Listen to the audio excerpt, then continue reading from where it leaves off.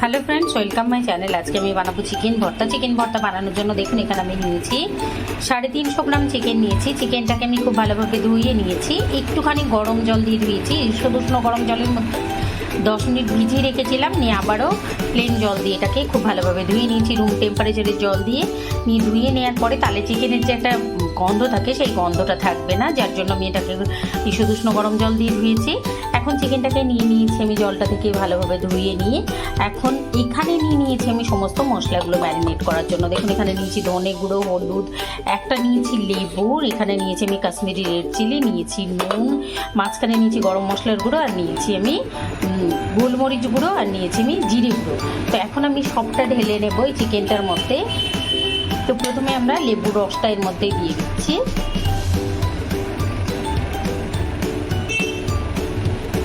এই দেখুন লেবুর রসটা আমি পুরোটা নিয়ে নিলাম নিংড়ের মধ্যে।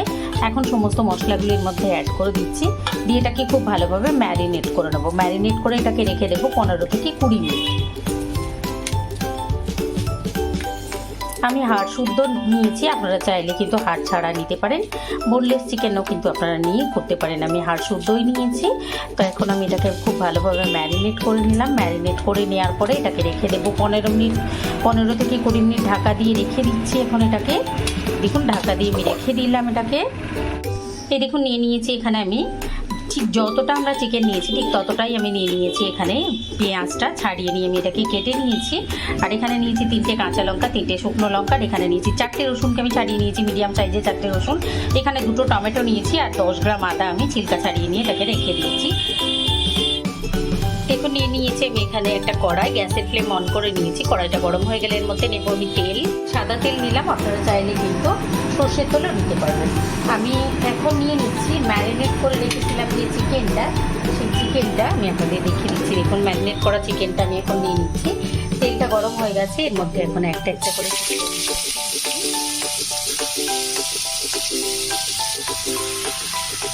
সমস্ত চিকেনটা আমি নিয়ে নিয়েছি। এখন আমি এটাকে ঢাকা দিয়ে দেবো, ঢাকা দিয়ে রেখে দেবো 3 থেকে 4 মিনিটের জন্য, একদম লো ফ্লেম। 3 মিনিট হয়ে গেছে, তো আমি ঢাকাটা টেনে নিচ্ছি। ঢাকাটা টেনে নিয়ে একবার আমি উল্টে দিচ্ছি।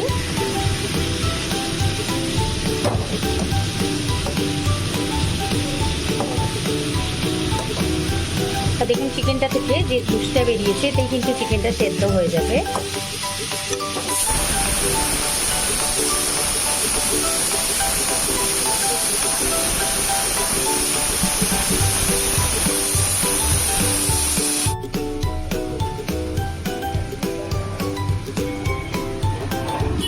তো 3 মিনিট হয়ে গেছে, তো আমি ঢাকাটা টেনে নিচ্ছি। ঢাকাটা টেনে নিয়ে দেখুন আমি আরও একবার এগুলো তুলতে নিচ্ছি।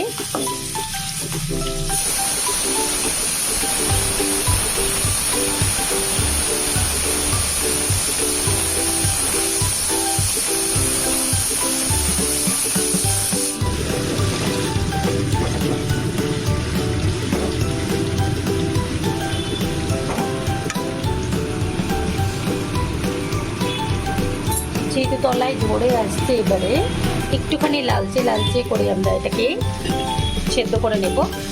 যেই বোলের মধ্যে আমি ম্যারিনেট করেছিলাম চিকেনটা, সেই বোলের মধ্যে আমি 2 টেবিল স্পুন দিয়ে দিলাম জল। এই জলটা আমি দিয়ে দিচ্ছি চিকেনের জলটা দেওয়ার সাথে সাথে এর মধ্যে দিয়ে দিচ্ছি আমি 2টো টমেটো, যেটা আমি কেটে রেখেছি। আপনারা চাইলে দিতে পারেন অথবা নাও দিতে পারেন, তবে টমেটোটা দিলে বেশ ভালো লাগে, যার জন্য আমি টমেটোটা দিচ্ছি। এখানে দিয়ে দিচ্ছি আমি 2টো টুকরো টমেটো, দিয়ে এটাকে ঢাকা দিয়ে রেখে দেবো। আবারও 3 মিনিট পর আমি ঢাকাটা টেনে নিচ্ছি। ঢাকাটা টেনে নিয়ে এখন আমি আবারও চিকেনগুলোকে উঠে দেবো। জলটা পুরোপুরি শুকিয়ে ফেলবো না আমরা, টমেটোটা সেদ্ধ হওয়া পর্যন্ত এটাকে রাখবো, তারপরে আমরা তুলে নেবো। টমেটোটা দেখুন নরম হয়ে এসছে, তো আমি আরও 2 মিনিট এটাকে উল্টে রেখে দেবো।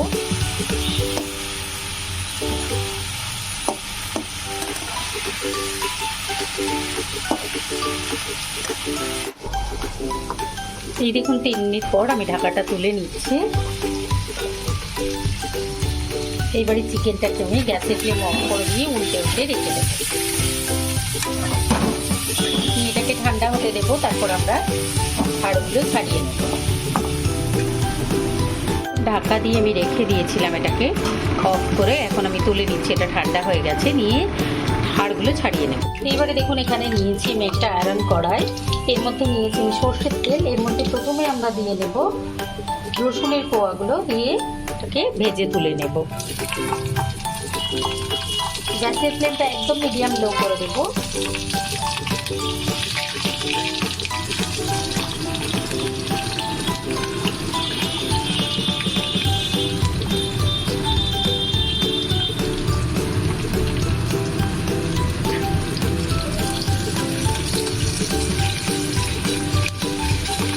এটাকে লালচে করে ভেজে তুলে নেব।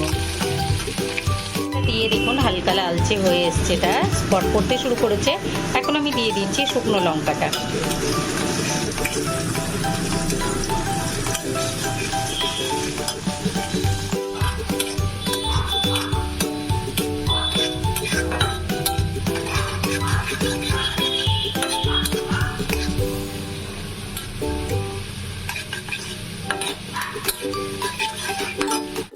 এই দেখুন রসুনটা লালচে লালচে হয়ে গেছে। এখন আমি এর মধ্যে দিয়ে দিচ্ছি কাঁচা লঙ্কাগুলো। কাঁচা লঙ্কাগুলো দিয়ে 1 মিনিট মাত্র আমি নেড়ে নেব, তারপরে এগুলোকে তুলে নেব।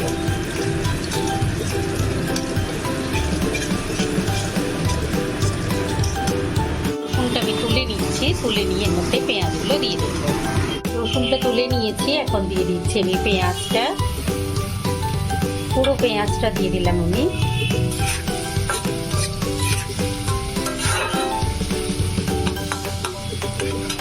এটাকেও ভেজে নেব। দেখুন পেঁয়াজটা আমার ভাজা হয়ে গেছে, এটাকে একেবারে লালচে করে ভাজবো না, দেখুন যতটা হয়েছে। এবার আমি দেখে দেবো, এটা ঠান্ডা হলে কিন্তু আর একটু লালচে হয়ে যাবে। তো আমি এখন গ্যাসের ফ্লেম অফ করে পেঁয়াজটা রেখে দিচ্ছি কড়াইতে, তারপর ঠান্ডা হলে আমরা তুলে নেব। দেখুন নিয়ে নিচ্ছি আমি, নিয়ে হাড়গুলোকে ছাড়িয়ে নিচ্ছি। দেখুন সমস্ত কাটাগুলো আমি বার করে নিয়েছি, সমস্ত হাড়গুলো আমি বার করে নিয়েছি। এখন চাইলে আপনারা এটাকে শিলে পিষে নিতে পারেন অথবা মিক্সিতে পিষে নিতে পারেন, তাহলে এটা হয়ে যাবে। এবার আমি এটাকে মিক্সিতে পিষে নিচ্ছি।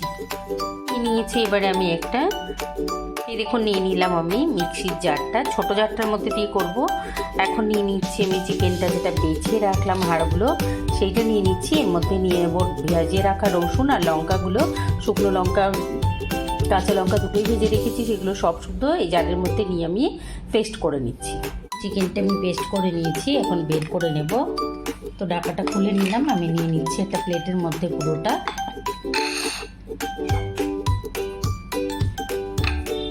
এইবারে ঢেলে নিয়েছি আমি পুরো পেস্টটা। এর মধ্যে দিয়ে দিচ্ছি এখন আমি কড়াইয়ের মধ্যে যে জুসটা ছিল সেই জুসটা।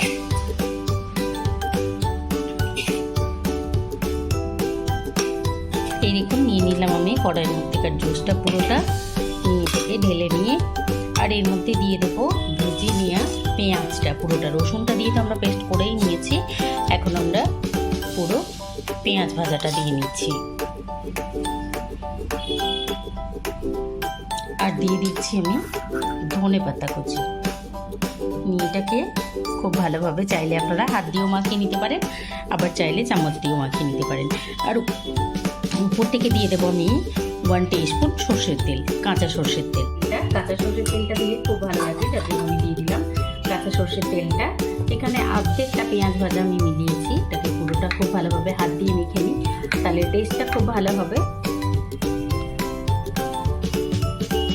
এরকম সুন্দরভাবে মেখে নিয়েছি। এবার বাকি পেঁয়াজটা আমি, ভাজা পেঁয়াজটা এরকমভাবে ছড়িয়ে দেবো করে, আর দিয়ে দেবো আমি আরও একটু ধনেপাতা কুচি। তো আপনারা অবশ্যই এটা ট্রাই করবেন, খেতে খুবই ভালো লাগে গরম ভাতের সঙ্গে একটু লেবু রস দিয়ে। অবশ্যই ট্রাই করবেন, কমেন্ট করে জানাবেন, লাইক করবেন, আমার চ্যানেলকে সাবস্ক্রাইব করবেন। Thank you.